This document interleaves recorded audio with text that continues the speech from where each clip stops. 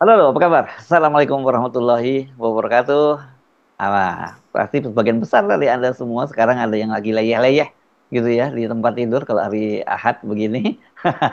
Tapi ada juga yang sibuk, biasanya kondangan atau apapun gitu ya, atau reuni atau ketemu keluarga. Tapi kalau reuni, Anda pastikan tidak ada muatan politis di situ dan atau tiba-tiba ada yang datang ya. Kalau nanti tengah Anda Nah, kalau ada tiba-tiba sekarang lagi banyak ada orang yang seneng aja cari apa reuni-reuni Mbak lagi. Tapi untungnya ini Hmm. bukan di UGM ya, aman lah kalau bukan di UGM gitu ya. Oke. Mari kita obrolin apa Mbak Agi? Jangan terlalu serius hari hari Ahad begini, hari libur gini, Mbak Agi. Seperti biasa Ya, ngobrol dalam off the record ya. iya, ya, kayaknya kita perlu rekap gitu ya Mas Hersul, Mm, mm. huru hara soal WUS, Oh, paling tidak selama was was sepekan was was belakangan ya, iya ini. iya. Mm, mm. Iya, Iya iya iya. ini kan ramai betul ya diperbincangkan di Iya, mana-mana, ini berbagai ya ini sanggahan, tuduhan. gara-gara saling lempar tanggung jawab ya antara Menteri Keuangan Betul. dengan Danantara kan begitu ya. Kalau Mhm. dari pemerintah kan sebenarnya dulu Pak siapa nama presiden kita sebelumnya? Aduh, itu kan Presiden ketujuh. oh, presiden ketujuh oh kan ya presiden ketujuh Jokowi kan pernah bilang dengan tegas bahwa nggak ada dana apa dan anggaran APBN dan APBN nggak dipakai ini kan B2B katanya begitu ya. Kalau B2B ya Mhm. dia mereka lupa kan kemudian ternyata di tengah jalan ketika ada pertambahan ini terus harus bayar nambah lagi dan APBN turun tangan dan kalau katakanlah itu bukan APBN tapi kalau namanya BUMN dan BUMN-nya kemudian itu babak belur karena itu ya pasti itu akan duitnya duit dari APBN karena macam-macam itu penyertaan modal negara dana talangan atau apapun lah suntikan modal ya kan gitu ya Mbak tetap aja itu dari APBN kan yang dilakukan oleh pemerintah seperti itu Purwaya tegas menyatakan dia nggak mau nambah itu. Sementara Danantara yang kebagian beban dia menyatakan ada dua skema Mbak equity, nambah modal atau diserahkan pada pemerintah seperti infrastruktur lain. Kalau diserahkan pemerintah ya APBN lagi kan gitu. Kalau equity pun itu juga sebenarnya duit negara juga tambah dari Danantara kan itu diambil dari mana? Dari dividennya BUMN kan gitu. Dari BUMN. Ya, kira-kira Mhm. seperti itu lah. Terus ada yang ketika kemarin reuni, ketika habis itu ditanya soal WUS, kayaknya cuman ya mingkem ya Mbak Agi. Pak, terkait bus yang sekarang tidak APBN gimana Pak? Tanggapannya bus yang sekarang tidak pakai APBN gimana Pak? Bus, Bus Pak, bus kereta cepat. kereta cepat Pak, gimana Pak? Tanggapannya Pak? Sekarang kan udah nggak pakai APBN Pak, gimana Pak? Gitu, Pak. Harapan untuk Pak Kehutanan Pak. Bungkam seribu bahasa. Oh, Iya, kemarin bungkam ada. seribu bahasa. Ya, ya. Pada reuni tanggal 17 Oktober ya, berarti hari Jumat itu di UGM Ulang Fakultas tahun. Kehutanan. Ulang tahunnya Pak Prabowo itu ya. Ulang tahun Pak Prabowo dan juga diadakan sebagai Dies Natalis Fakultas Kehutanan UGM, padahal sebetulnya eh, Fakultas Kehutanan itu sendiri terpisah, kemudian memisahkan diri dari Fakultas Pertanian, tadinya Fakultas Pertanian dan Kehutanan. Kemudian terpisah itu mulai tanggal 17 Agustus sebetulnya awalnya tahun 63 kalau tidak Kan salah ya. sama-sama tanggal 17-nya Mbak. Cuman yang satu kan Sama-sama tanggal 17, hmm, tapi saya membaca tulisan Roy Suryo hari ini dan kemudian dia juga mempermasalahkan itu kemarin sudah kita mention ya dan ternyata yang sebelumnya dipermasalahkan itu di televisi saya lihat diskusinya ternyata kemudian sekarang dia membuat tulisan resmi yang panjang gitu menganalisa soal dan, tersebut bagaimana dan dia sebuah. juga berkelok-kelok kayak kereta ya, anunya kalau tulisannya Roy Iya, Suryo ya. menjelaskan sangat detail biasanya kan. Bagaimana sebuah reuni di UGM menurut dia itu tidak lazim diadakan 2 bulan sesudah tanggal ulang tahunnya itu sendiri. Jadi saya sebelumnya kayaknya cuma 1 bulan ya bedanya. Ternyata ya dari Agustus ke 2 bulan kan. sekarang Oktober dan 2 bulan cukup Kemarin lama saya itu kalau sebut dua udah 2 bulan bulan. bagi bagi lupa lupa waktu kelihatannya. Lupa Oke, waktu oke, biasanya pun kalau halal bihalal kan juga hanya sekitar 1 bulan dari ya, waktu halal bihalal. Jadi kalau misalnya ya, sampai 2 bulan begitu, ya, wah udah lama ya. dari waktu bulan Ramadannya juga Ya, gitu kita ya. fokus tapi fokusnya ke busnya kan ya sekarang kita ya. saya kira ya. Betul betul. Nah, tapi yang menarik kan memang tadi kita sudah lihat ya bagaimana Jokowi kemudian mingkem gitu ya, terbungkam gitu. Dan kenapa Jokowi juga terbungkam? Mungkin dia juga sudah mendengar karena pada tanggal 16 Oktober itu Luhut Panjaitan, ini orang yang sangat dipercaya dan sebelumnya pada tahun 2021 itu ditunjuk sebagai komite pembangunan kereta cepat tersebut ya, sebagai ketuanya begitu. Nah, ini sebelumnya sehari sebelum Jokowi ditanya oleh media dan kemudian bungkam itu kan Pak Luhut menyatakan, Mas Hersu, bahwa saya nerima sudah dalam keadaan busuk, tepat dia katakan saya nerima sudah busuk itu barang begitu. Tapi di balik itu dia juga tetap sepertinya ada penyangkalan gitu untuk menghaluskan persoalan atau mengecilkan persoalan, karena dia mengatakan bahwa WUS itu masalahnya apa sih? WUS itu kan tinggal restrukturisasi lah begitu, restructuring gitu istilahnya. Siapa yang minta APBN? Jadi kemarin jawaban Pak Purbaya bahwa ya lucu kalau minta APBN begitu ya, dan sekarang Luhut mengatakan bahwa siapa yang minta APBN gitu. Dari mana? Tidak ada yang pernah tanya, APBN. Tanya dari mana kalau nggak dari APBN bayarnya? Ya, mau di restructuring katakanlah turun. Iya, dari mana coba? Kalau sekarang masa periode untuk pembayaran yang tadinya itu 50 tahun, kemudian menjadi 70 tahun, kemudian menjadi 80 tahun, ya kalau seandainya tidak dari APBN untuk menambal utang tersebut, di mana pembengkakannya itu sampai 2 triliun begitu setiap tahunnya, ya seperti kata Faisal Basri, itu bisa sampai kiamat nggak akan selesai begitu pembayarannya. Jadi seperti itu. Nah, ini coba kita dengarkan dulu ya, Pak Luhut nih ngomong apa tuh di situ. WUS itu masalahnya apa sih? WUS itu kan tinggal restructuring aja. Siapa yang minta APBN? Tak ada yang pernah minta APBN. Restructuring, saya udah bicara dengan Cina karena saya yang dari awal mengerjakan itu, karena saya nerima sudah busuk itu barang. Kemudian kita coba perbaikin, kita audit BPKP, kemudian kita berunding dengan Cina, dan Cina mau untuk melakukan, tapi kemarin pergantian pemerintah agak terlambat, sehingga sekarang perlu nunggu Kepres supaya timnya segera berunding, dan sementara Cinanya sudah bersedia kok, nggak ada masalah. Apa yang nggak bisa diselesaikan kalau kita kompak? Dengan data-data, waktu itu masih zaman yang lalu, kita dari Menteri Keuangan yang lalu, dengan pihak Tiongkok, kita waktu itu saya masih di Marves, itu kita selesaikan kok. Sama dengan LRT ini apa enggak masalah? Masalah. Kita restructuring kan beres. Ini juga sama. Kenapa terus bilang ada nanti kita WUS akan diganti dengan South China Sea? Apa lagi ini? Kadang-kadang saya nggak ngerti bicara. Jadi kalau kita saran saya, kalau kita nggak ngerti datanya, nggak usah komentar dulu. Nanti cari datanya baru berkomentar. Nah, menariknya Mas Hersu, sesudah pembicaraan itu tadi ya, kemudian netizen ini menggali-gali lagi, menggali-gali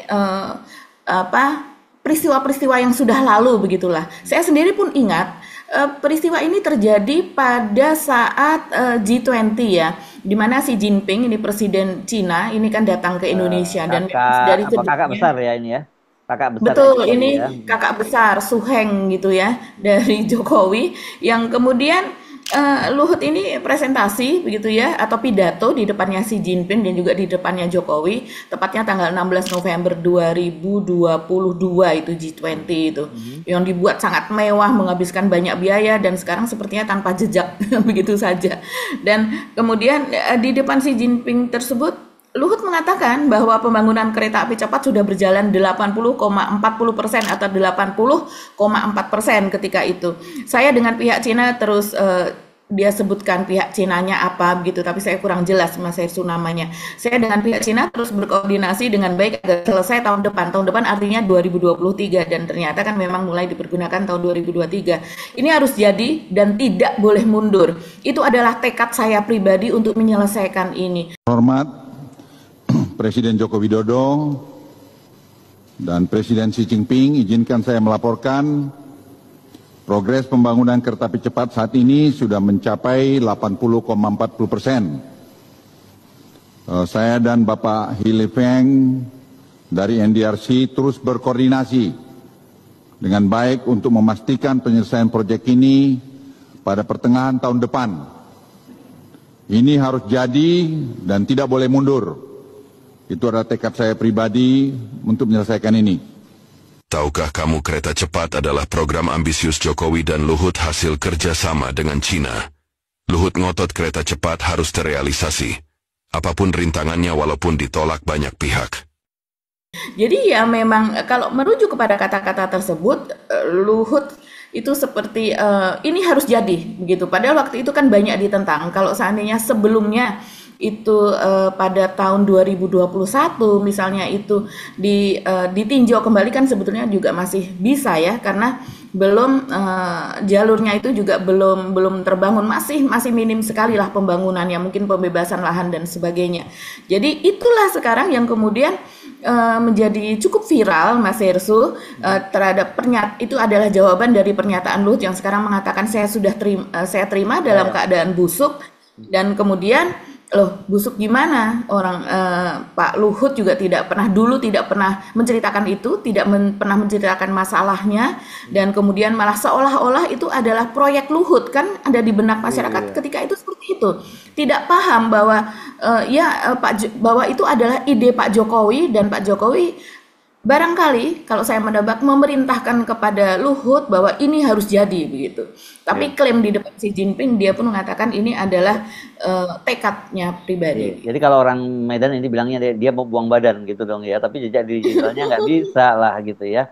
Ada dua sih, buang badan, atau yang kedua ya dia memang menilai apa proyeknya Jokowi ini barang busuk gitu kan. Ya kan.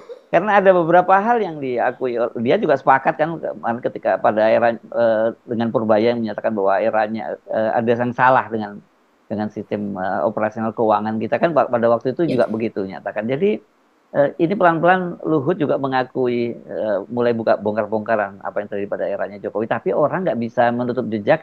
Sudahlah, Luhut itu satu paket dengan Jokowi karena kan dulu dia selalu pasang badan kan gitu, dan kalimat dia yang tadi soal ini restrukturisasi saja itu oleh Luhut itu kayaknya dia juga gayanya seperti gaya yang lama, menggampangkan persoalan begitu loh. Betul. Kan seperti sudah saya ungkapkan tadi, mau direstrukturisasi seperti apapun juga nggak hitung-hitungannya nggak akan ketemu, dan itu artinya ya pemerintah yang akan jadi yang menambalnya gitu, karena pemerintah memberikan jaminan pada waktu itu kan. Iya ya, betul sekali Mas Hersu. Dan kalau kita mengurut lagi kepada persoalannya, ini kan persoalan memang sudah berliku-liku begitu ya, dan ngeyel pemerintah terhadap suara tokoh, suara pengamat, suara ekonom, suara masyarakat begitu yang sebetulnya dan suara masyarakat itu dibunuh dengan cara menggait influencer. Mas Hersu masih ingat ketika itu rame-rame saat resmiannya ya ada Raffi, ada Gading Martin, ada pokoknya rame begitu ya ketika ikut bayar deh mereka utangnya itu ya. Ya, suruh ikut bayar lah mereka ini, karena mereka menjanjikan inilah jadi kelihatan Indonesia tambah keren, masyarakat makmur, memudahkan perjalanan apa dan sebagainya begitu ya. Nah, di balik itu padahal begitu banyak persoalan ketika itu, dan semua orang sudah tahu, para ekonom semua sudah tahu bahwa itu akan boncos, itu akan membebani APBN Indonesia begitu. Dan kalau seandainya kita tidak bisa membayar begitu, maka tidak mungkin rel-rel itu kan dicopot kemudian dikembalikan ke Cina seperti kereta yang ada di IKN, bukan kereta ya, transportasi yang ada di IKN apa tuh namanya yang akhirnya dikembalikan, kereta tanpa rel di sana ya. Kereta tanpa rel yang tanpa sopir begitulah ya. Nah, sementara kita tahu, coba kita tengok Mas Hersu, ketika itu mau G2G antara Jepang dengan Indonesia sebelum menjadi B2B begitu. Nah, sementara kita bandingkan dengan proyek MRT ya, beberapa orang mengatakan ya nggak bisa, MRT kan jaraknya pendek. Ya ini soal skema saja kan, sebetulnya Jepang sudah menyetujui skema itu begitu, dengan bunga hanya 0,1% dan kemudian bunga untuk konsultan itu 0,01%, karena sesudah itu kan tetap ada masa konsultasi begitu untuk operasionalnya. Kalau tidak salah kalau dari Jepang itu hanya berapa orang yang ditinggalkan, sementara kalau dari Cina banyak sekali yang ditinggalkan untuk mengoperasikan tahap awal dari WUS ini begitu.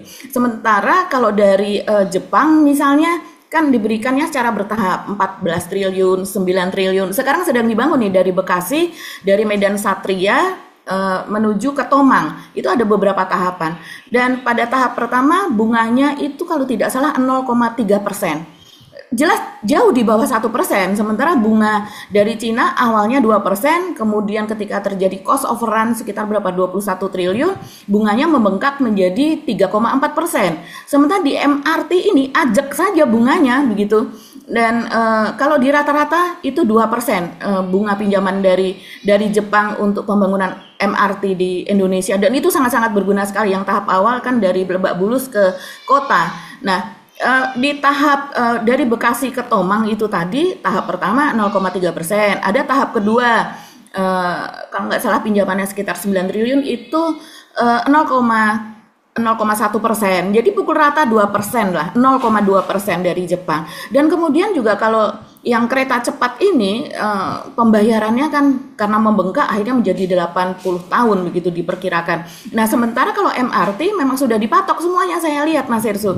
Yang ada di Jakarta misalnya Lebak Bulus menuju ke kota itu 40 tahun pembayarannya, tapi tidak full 40 tahun. Ada grace period, yaitu pada awal selama masa tenggang selama 10 tahun kita tidak perlu membayar apa-apa.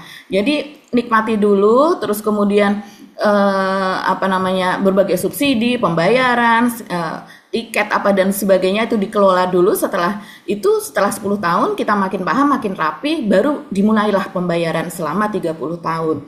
Itu kalau skema dari Jepang, dan memang mereka memiliki skema untuk bantuan negara-negara berkembang. Cuman pada tahun 2016 itu kan Pak Jonan itu menolak sangat keras pembangunan kereta, Menteri Perhubungan ketika itu ya, pembangunan kereta cepat ini. Tapi Rini Sumarno itu sebagai Menteri BUMN, nah itu yang dia kemudian akhirnya memutuskan. Dia ngotot sekali untuk mengalihkan kerjasama ini dari Jepang ke Cina, begitu, dengan alasan karena Jepang meminta ada jaminan dari pemerintah Indonesia, yang artinya kalau seandainya boncos nanti APBN bisa kesedot. Alasan itu. Nah, sementara kalau dengan Cina awalnya itu tidak memerlukan jaminan dari pemerintah, tapi toh akhirnya Pak Luhut juga menyerah dalam negosiasi, bahkan bunganya menjadi 3,4% kabarnya ya, begitu naik gitu. Dan kemudian juga ada jaminan pemerintah, yang artinya kalau ada jaminan pemerintah ya pemerintah harus berani mengeluarkan dana APBN begitu ya. Walaupun dari Danantara dan sebagainya biasanya kan BUMN itu keuntungannya sekian persen disumbangkan untuk APBN, sekian persen untuk menambah equity atau modal dan sebagainya, yaitu uang negara juga. Ya memang gitu. Jadi kemana-mana pun juga tetap uang negara. Jadi yang kita sayangkan Pak Luhut gayanya nggak berubah. Cuman sekarang sedikit lebih wajahnya nggak garang biasanya. Ada senyumnya dan sebagainya, nggak nyuruh kita pergi dari Indonesia gitu ya. Kalau nggak mau kamu nggak mau naik, jangan kau tinggal di Indonesia kan, kira-kira gitu, nggak lagi. Mungkin Pak Luhut sekarang sudah menyadari kalau Sania garang-garang nanti dia yang diusir dari Indonesia begitu kan. Netizen galak Mas Hersu. Berani sama Pak Luhut netizen. Iya, netizen. Coba ya saya bacakan nih. Ini saya buka link Kompas. Ketika Pak Luhut tadi mengatakan bahwa saya terima sudah busuk, ini judul Kompas ya. Luhut cerita WUS bermasalah sejak awal. Saya terima sudah busuk gitu. Kemudian komentarnya seperti ini. Mulai lepas tangan. Jadi sama seperti dugaan kita gini, wah netizen terhadap komentar itu pasti akan mengatakan demikian. Bos lu berarti yang salah Hut, sana balik ke Solo. Wah malah bukan ke luar negeri tapi suruh balik ke Solo. Cuci tangan, ya ada yang bilang balik badan, ada yang bilang cuci tangan gitu ya. Kadang sok jadi yang terdepan, paling benar dan pahlawan. Sisi lain cuci tangan, seolah nggak tahu dan buang mulut atau lempar tuduhan. Ini betul-betul. Bapak tahu dari awal bahwa WUS ini sudah menjadi barang busuk. Kenapa Bapak terima? Pasti ada apa-apanya. Ini yang perlu dijelaskan, kenapa Bapak mau menerima barang busuk. Apakah mau didaur ulang setelah itu dilanjutkan proyek WUS-nya? Ya, karena rencananya kan akan mau dilanjutkan sampai Surabaya gitu ya. Terus kenapa diterima? Dan semua itu banyak sekali yang semua itu sepengetahuan Anda bersama Pak Mul. Pak Mul ini Pak Jokowi ya. Tahu busuk kok dipilih. Kan aneh. Kalau ketahuan busuk, kalau tidak ketahuan berarti harum ya Pak, katanya begitu. Ya mungkin kalau Jokowi 3 periode ini tidak akan menjadi masalah besar seperti ini, akan ditutupi terus begitu ya Mas Hersu. Mungkin dapat fee super jumbo, makanya tahu bermasalah tetapi dipaksa ACC. Wah, memang banyak yang mengatakan seperti itu, yang akhirnya kita pun juga kembali kepada kasus Rini Sumarno itu Mas Hersu, yang Menteri BUMN dulu. Ini pada tahun 2015-2016 ini gonjang-ganjing soal kereta cepat ini akan jadi dibangun atau tidak, dan kemudian yang ngotot itu memang Rini Sumarno ketika itu begitu, yang kemudian mengalihkan kerjasamanya ini dengan Cina. Dan coba kita lihat ini dari Sindo News ya Mas Hersu, ketika itu beritanya adalah seperti ini. Kabar mengejutkan datang dari Menteri BUMN Rini Sumarno terkait kedekatannya dengan pemerintah Cina. Nama Rini disebut dalam pemeriksaan kasus korupsi Gubernur Provinsi Hainan Ji Wenlin pada pertengahan Januari 2016. Terus kemudian yang berikutnya ada penyebutan nama sebuah media di Brunei yang menyebut soal itu, mengutip dari Reuters, yaitu kantor berita dari Inggris ya. Dalam pemeriksaan Ji Wenlin pada pertengahan Januari lalu menguak pengakuan mengejutkan bahwa selama ini Ji Wenlin dengan Komite Pusat Partai Komunis Cina Zhou Yongkang mendirikan proyek di berbagai negara. Ji Wenlin dan Zhou Yongkang itu tadi mendapatkan komisi dari perusahaan-perusahaan Cina yang mendapatkan proyek di berbagai negara Asia. Fee yang didapat sekitar 10% sampai 20% dari setiap proyek. Kok gede banget? Salah satu perusahaan yang sering dibantu adalah China Railway Construction Limited, berarti dihubungkan gitu ya dengan pihak luar. Ini seperti dikutip Sindo News pada saat itu. Di Thailand, Ji Wenlin dan Zhou Yongkang menyuap Letnan Jenderal Pongpat Chayapan melalui proyek yang dilakukan oleh China Railway Construction sejak 2006. Dengan di India, mereka terkait erat dengan mantan Perdana Menteri India dan Pankaj Bhujbal yang memiliki bisnis batubara. Jadi antara pemerintah dengan pengusaha di sana. Di Indonesia, Ji Wenlin dan Zhou memiliki hubungan sangat dekat dengan pemerintah Presiden Joko Widodo melalui Rini Sumarno. Ini menurut kabar begitu yang dikutip oleh Sindo begitu ya. Bla bla bla bla. Yang kemudian Rini selaku menteri memiliki posisi yang paling menentukan dalam pembangunan rel kereta api. Pada Januari 2016, Ji Wenlin bahkan disebut-sebut mengirimkan uang sebesar 5 juta dolar kepada Rini Sumarno. Saya ingat ini sempat ramai ketika itu, hingga banyak sekali desakan untuk memeriksa Rini Sumarno apakah betul gitu. Okay. Dan kemudian ya begitu. Tapi ada juga berita saya lihat Mas Hersu yang membantah soal ini, bahwa berita ini tidak benar begitu ya. Dan Rini sendiri kita itu dikonfirmasi oleh pengadilan ya, di padahal ya yang dikutip ya oleh media. Iya betul, yang dikutip begitu. Jadi menurut mereka apa yang ditulis Reuters dan juga BruDirect.com itu dari Brunei itu tidak benar. Bahkan ada juga yang mengatakan bahwa Reuters tidak menulis hal tersebut begitu. Jadi Rini Sumarno sendiri juga ketika ditanya oleh media dia senyum-senyum saja, santai-santai saja begitu.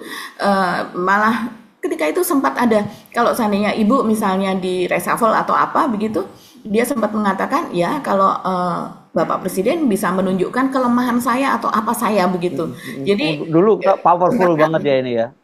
Sangat-sangat powerful memang. Dan kemudian pada saat Pilpres pun ketika itu kan misalnya mengerahkan orang-orang staf BUMN, pegawai BUMN itu agar mereka rame-rame mendukung seperti itu. Dan nggak ada orang yang keberatan pun jadi bagaikan angin lalu saja begitu Mas Hersu, karena pembelahan ketika itu memang dibuat sangat besar di masa Jokowi periode pertama maupun kedua. Saya ingat dulu kalau dia kunjungan-kunjungan begitu, wah direksi-direksi BUMN semua mengelilingi dia gitu. Betul-betul ini salah satu ratu lah waktu itu ya yang berkuasa ya. Sampai di pinggir jalan misalnya kemudian bertepuk tangan mereka ini, jadi dikerahkannya sampai seperti itu untuk penyambutan Jokowi ke daerah-daerah begitu. Oke. Ya, bagi kita, ini soal utang tadi ya. Tapi kan yang lain kita perlu soroti juga ini, tidak hanya sekedar soal Jokowi dan Luhutnya, tapi dampak dari utang ini sendiri seperti apa ini? Ya, dampak dari utang ini ya sangat luar biasa, Mas Hersu.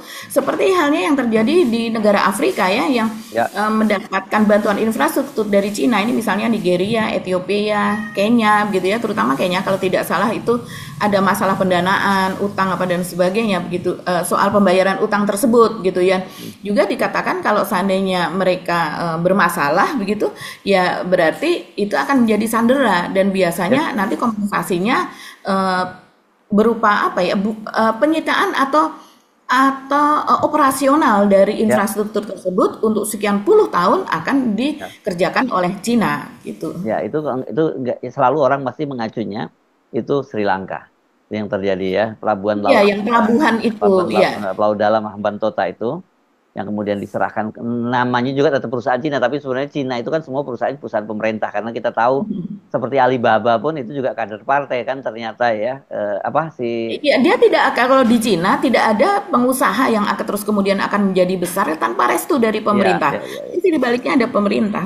Ya, dan itu sekarang India juga sudah mulai protes tentang itu karena dikhawatirkan akan digunakan oleh untuk pangkalan militernya Cina. Dan yang menarik kan pemerintahnya Sri Lanka sudah jatuh ya, kemudian ganti dengan rezim yang baru, dan kemudian karena sebenarnya kedoknya itu adalah perusahaan swasta dari Jepang yang dari Cina maksud saya yang Dari Cina. yang mengelola itu, tapi mereka tahu namanya swasta atau itu pemerintah Cina. Kemudian sekarang militernya Sri Lanka juga mulai mengontrol kawasan Pelabuhan Hambantota itu jangan sampai digunakan untuk pangkalan militer Cina, karena kabarnya saya pernah ngobrol dengan beberapa diplomat menyebutnya itu digunakan untuk pangkalan kapal selamnya Cina gitu Kapal selam. ya. Jadi Indonesia juga siap-siap seperti itu kalau itu terjadi, apalagi kalau ambisinya nanti saya kira ini kan dimulai dengan diperpanjang sampai Surabaya, nanti utangnya tambah bengkak, lama-lama kita akan terjebak dalam namanya debt trap itu ya. Jebakan Cina, karena saya lebih senang menyebutnya Cina ini sebagai rentenir global gitu kan. Iya ya betul, dan Pak Luhut ini juga dalam pembelaan dirinya mengatakan bahwa tidak ada transportasi publik itu yang untung, yang ada semuanya harus disubsidi. Ya itu dengan restrukturisasinya sekarang sedang dikerjakan dari kantor saya Seto yang paham betul mengenai itu, dan tadi pagi saya tanya, kita tinggal nunggu kepres saja, ada kepres dari Presiden mengenai timnya, dan saya sudah koordinasi dengan Pak Rosan, karena dulu saya yang nanganin, jadi supaya berlanjut, saya sudah beritahu Pak Rosan, dan Pak Rosan juga sudah sepakat untuk segera kita tangani bersama. Berarti pakai dividen, Opung? Nanti kita lihatlah, sama dengan LRT mungkin ada gapnya itu berapa triliun, nanti dari situ kita cicil, sehingga dengan itu nanti bisa jalan. Tapi ingat ya, tidak ada public transportasi itu di dunia ini yang menguntungkan. Selalu banyak subsidi pemerintah, tapi tentu harus subsidi yang betul-betul terukur. Iya benar Pak. Semuanya transportasi umum biasanya memang dibangun pemerintah seperti itu ya, apalagi untuk yang biayanya murah begitu. Tapi biasanya seperti kata Pak Jonan, kan ini strategi Pak Jokowi atau target Pak Jokowi ketika itu adalah pemerataan pembangunan. Pak Jonan mengatakan, kenapa harus dibangun antara Jakarta dan Bandung? Sudah ada travel, sudah ada kereta api Parahyangan yang kemudian pelahan itu ya, kan. jalan tol aja. Ada jalan tol, ada segala macam gitu, dan itu jaraknya juga tidak terlalu jauh, dan ada berbagai alternatif lah untuk ke Bandung itu begitu. Ada bis juga, ada bis yang lewat Bandung bisa turun di Bandung apa dan sebagainya. Jadi itu tidak urgent begitu. Nah, sementara yang dikatakan oleh Jonan ketika itu, dan saya sih sangat setuju dengan pernyataannya bahwa yang perlu dibangun itu Sulawesi, yang perlu dibangun itu Kalimantan.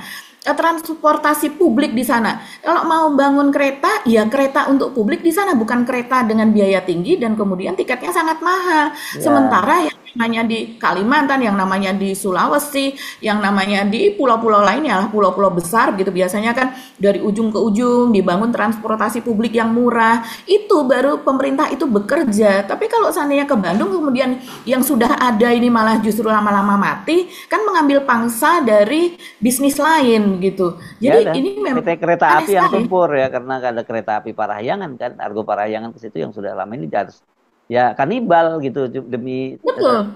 itu. Jadi kalau dibilang transportasi publik ada yang untung, ke PT kereta api sebelum dibebani dengan bus untung loh dia perusahaan itu kan gitu. Oh, untung Mas Hersu, betul. Untung karena kereta api ketika itu kan nggak seperti sekarang yang Ya.